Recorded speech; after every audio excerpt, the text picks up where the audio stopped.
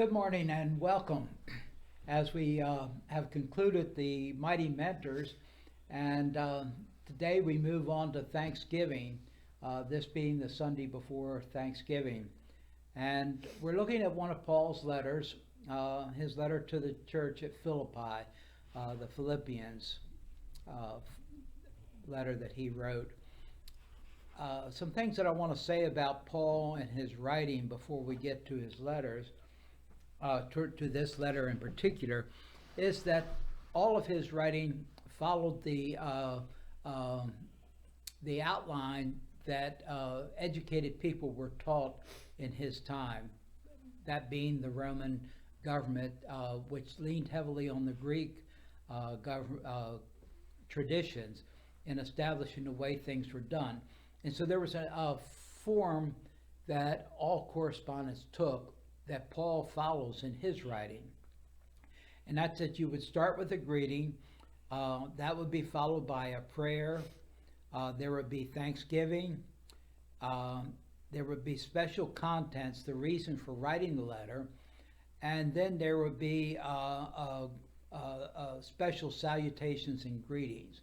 And if you think about Paul's, what you've read in Paul's letters, you see that this is the way he follows. He starts with a greeting, there is a prayer, always thanksgiving, and then he deals with the situation of why he's writing, and then there are greetings that are exchanged, sometimes very personal greetings to people whose names are called out, other times to the church in general that he calls out here. Paul wrote to deal with issues within the church or the community.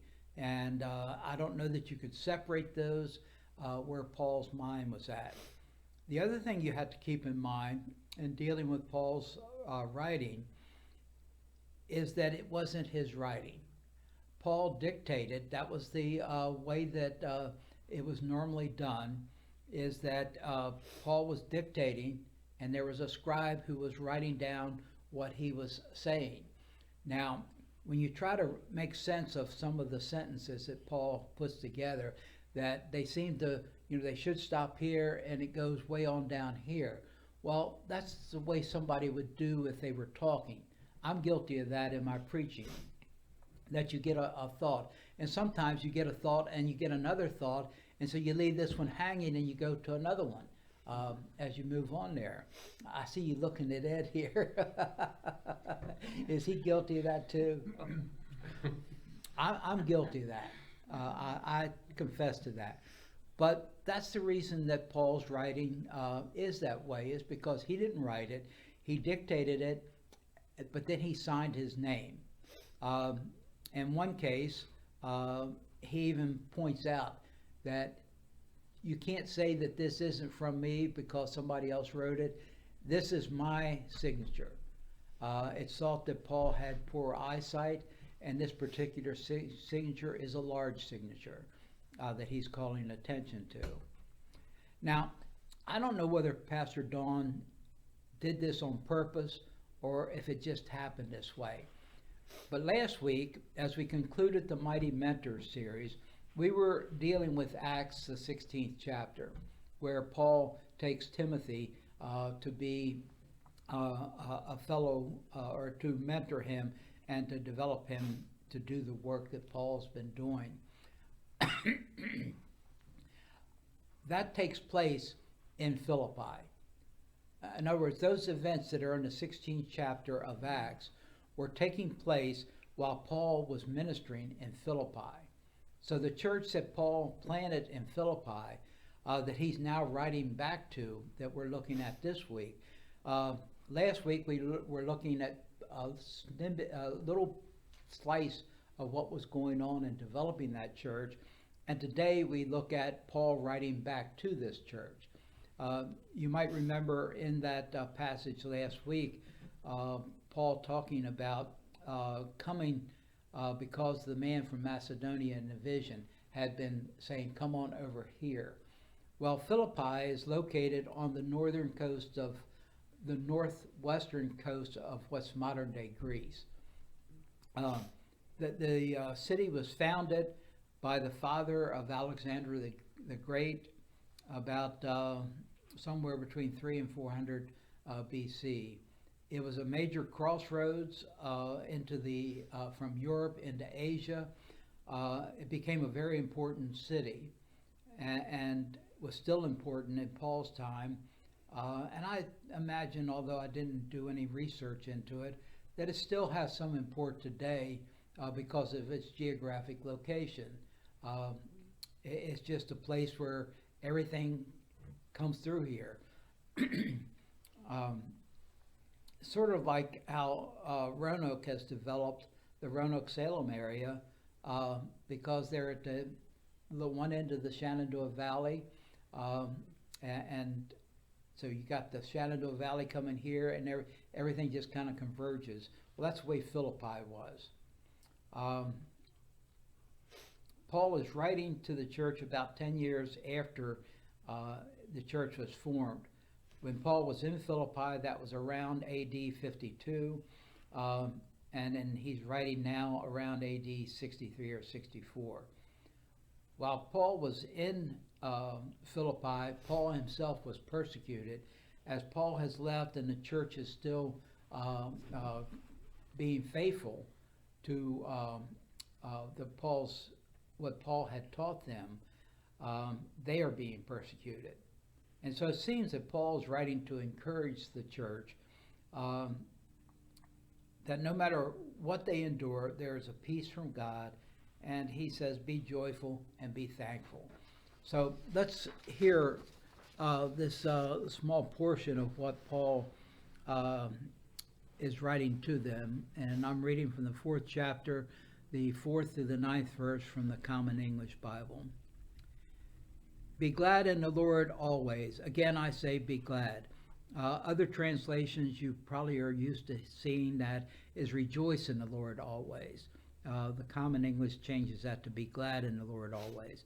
Again, I say be glad. Let your gentleness show your treatment of all people. The Lord is near. Don't be anxious about anything. Rather, bring up all your requests to God in your prayers and petitions, along with giving thanks. Then the peace of God that exceeds all understanding will keep your hearts and minds safe in Christ Jesus.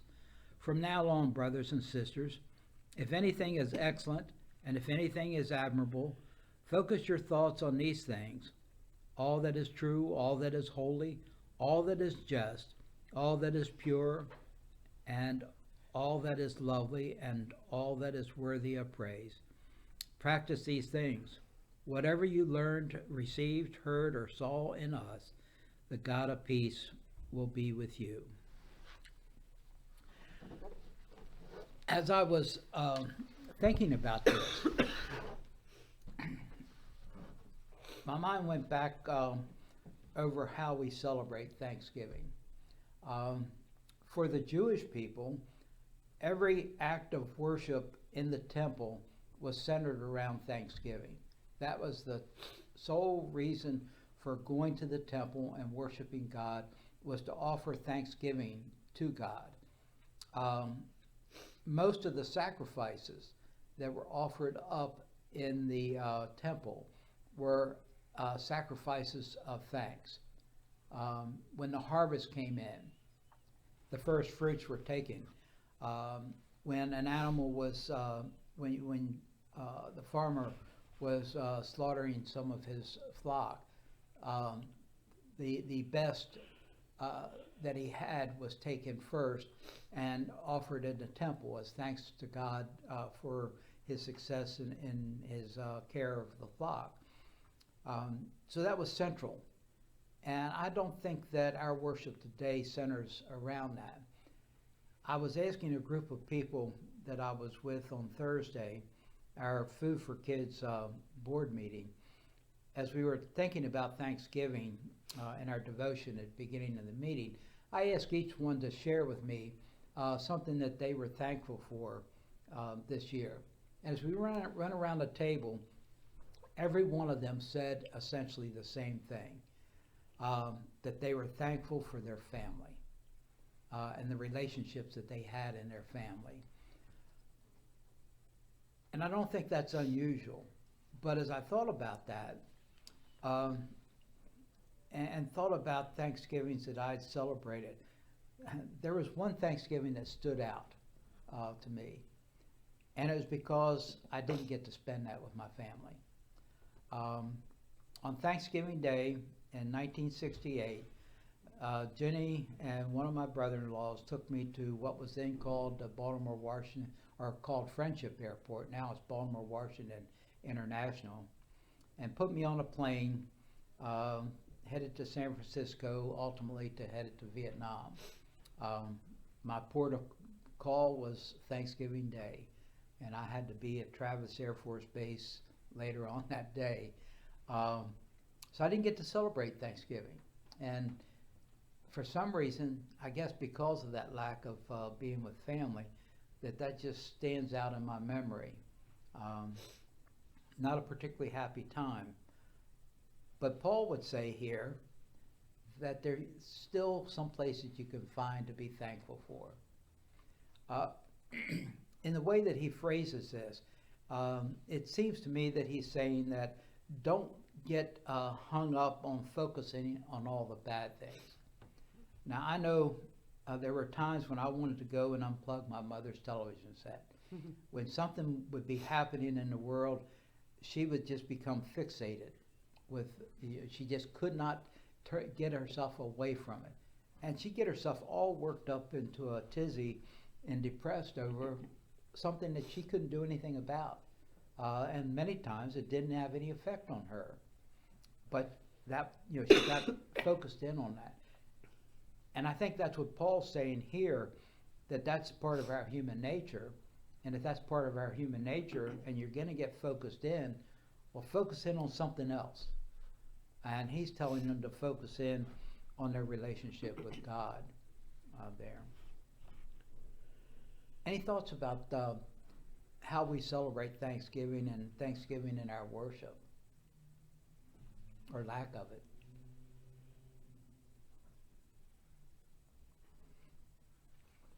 We're going to, later on this morning, our worship service will be focusing on Thanksgiving as we celebrate and remember and give thanks to God for what he's done. There's a hymn in the Faith We Sing that Paul did not write these words. They're actually taken from the Gospel of Luke. But while Paul did not write these words, to me they are the essence of what he had to say here in Philippians and at other times when he is giving thanks to people. And it's entitled Give Thanks.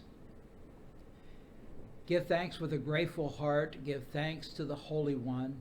Give thanks because he's given Jesus Christ, his Son. Give thanks with a grateful heart. Give thanks to the Holy One. Give thanks because he's given Jesus Christ, his Son. And now let the weak say, I am strong. Let the poor say, I am rich, because of what the Lord has done for us. And now let the weak say that I am strong. Let the poor say I am rich, because of what the Lord has done for us. Give thanks, give thanks, give thanks. And I think that's the appropriate way to end this session on Thanksgiving. And I hope that you'll join us at worship later on this morning as we find a way as a congregation to give thanks. And thank you all for joining us on this day. And thank you all, and we'll see you back here later.